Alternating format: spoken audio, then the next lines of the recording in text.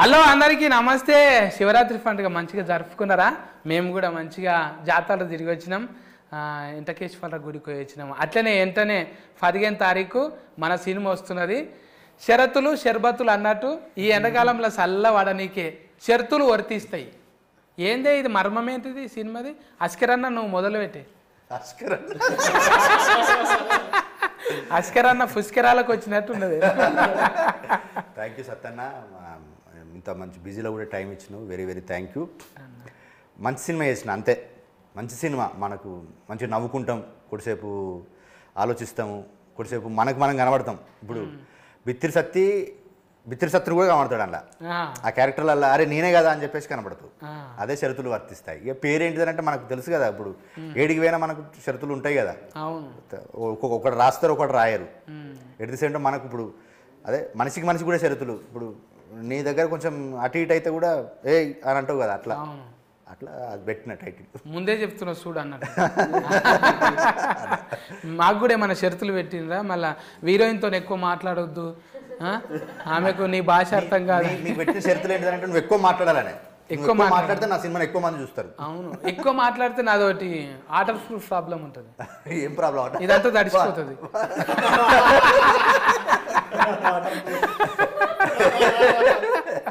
ఎందుకంటే fun function ఉంది కానీ దానివల్ల లాలాజలం అంతా సగం వెళ్ళిపోతుంది. ఏదొచ్చినా కానీ మనకు అంటే ఏదొచ్చినా కానీ మనకు అది సంబరం అవుతుంది కదన్న. సంబరం ముందు ఏది ఉన్నా కానీ మనకి ఏమి ఇబ్బంది లేదు. అస్కరన్న గురించి మాట్లాడాలంటే అస్కరాలు జరిపోవు అవి. ఇంకా చైతన్య బాయ్తో నేను ఇది రెండోసారి అప్పుడు 21-30 కలిసినాం. నీకు పెళ్ళి అనగానే నువ్వే గుర్తొస్తున్నావే. ఇక ఎప్పటికీ ఎవర్ గ్రీన్ పెళ్లి పిల్లగాని లెక్కనే ఉంటావా? అంతే. ఇక నీ పెళ్లికి సొంత పెళ్లికి కూడా డైరెక్టర్కు చెప్పు, వస్తే షూటింగ్ చేస్తారు, అది కూడా సినిమా లెక్కనే అవుతుంది. ప్రొడ్యూసర్కి పైసలు కూడా మిగులుతాయి కదా. ఇంకా చెప్పన్నాను 20కి 30కి ఇప్పటికి తేడా ఏమున్నది? ఒకటే అంటే మా హస్బెండ్ క్యారెక్టర్ వైఫ్ దగ్గర ఎట్లా అదొకటే క్యారెక్టరైజేషన్. భార్యకి భర్తకి మధ్య జరిగే ఇది. ఇందులో చాలా ఉంటాయి.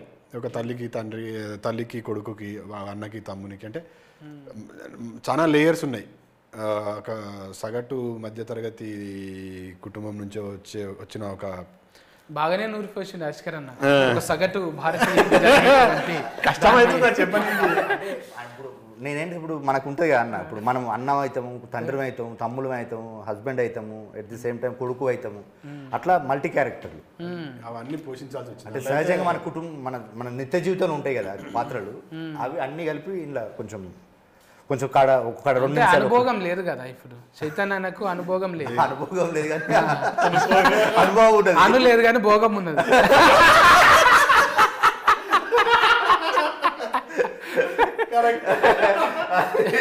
పెళ్లి గట్రా ఏమన్నా అయినా అంటే పెళ్లి కాలేదు కదనండి, గట్రాలు చాలా